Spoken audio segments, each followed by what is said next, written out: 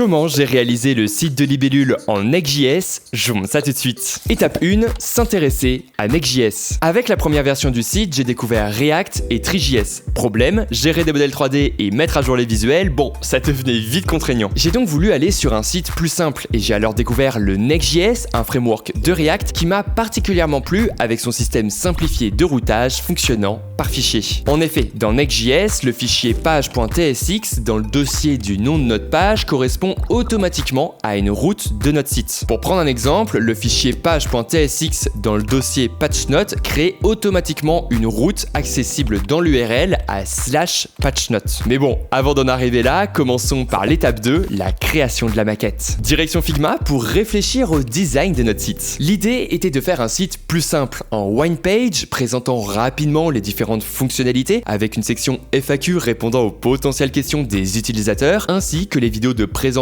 de l'application dont j'avais parlé dans un précédent reel sur mon Instagram. Le design a été repensé pour être plus moderne, en accord avec la nouvelle identité visuelle de l'application. J'ai aussi prévu et imaginé quelques animations que l'on créera lors du développement, ce qui nous amène assez logiquement à l'étape 3, le développement en Next.js.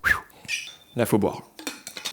Quand on passe de React à Next.js, il n'y a pas de grand bouleversement, car on garde le même principe de composants réutilisables. En effet, React permet d'organiser et d'optimiser son code en créant des blocs qu'on peut réutiliser au lieu de tout recopier à chaque fois. Sur le site de Libellule, dans la section Bento, on trouve 5 cartes qui présentent les principales fonctionnalités de l'application. Chaque carte suit le même modèle, un titre, une description, parfois un bouton et des captures d'écran, plutôt que d'écrire le même code 5 fois, ce qui est extrêmement boring qu'on se le dise. Eh bien React permet de créer un seul composant carte qu'on peut réutiliser en changeant seulement les informations spécifiques à chaque fonctionnalité. Et si on regarde le code, on trouve juste ici celui de la carte emploi du temps avec son titre, sa description, l'option d'afficher un bouton ou non et ses captures d'écran. C'est en fait une simple fonction JavaScript qui utilise des propriétés appelées des props par React permettant d'afficher dynamiquement le titre, la description, le bouton, les captures d'écran comme on le souhaite dans notre composant. On voit donc que par exemple le props name est utilisé ici dans tag qui est lui-même un composant qu'on a créé. Autrement dit, on peut imbriquer des composants les uns dans les autres et ils peuvent échanger des informations grâce aux props. C'est ça qui est génial avec React et Next.js, c'est qu'on peut créer des blocs indépendants qui se connectent entre eux, ce qui rend le code ultra modulable et facile à maintenir. Et une fois le site développé, on peut passer à l'étape 4, l'ajout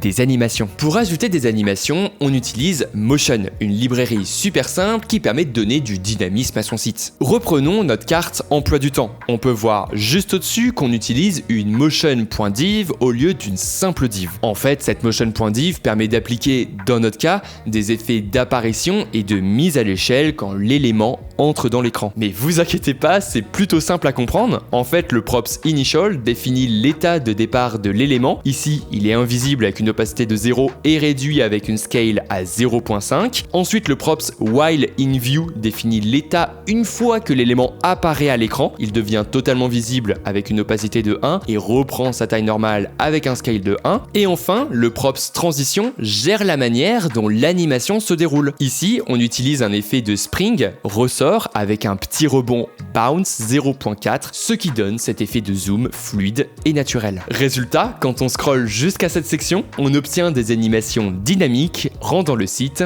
plus vivant. Et voilà, notre site est prêt à être mis en ligne. On peut le déployer facilement sur une plateforme comme Vercel, qui permet d'héberger un projet directement depuis un répertoire GitHub en seulement quelques clics. Si vous avez des questions, dites-moi ça en commentaire.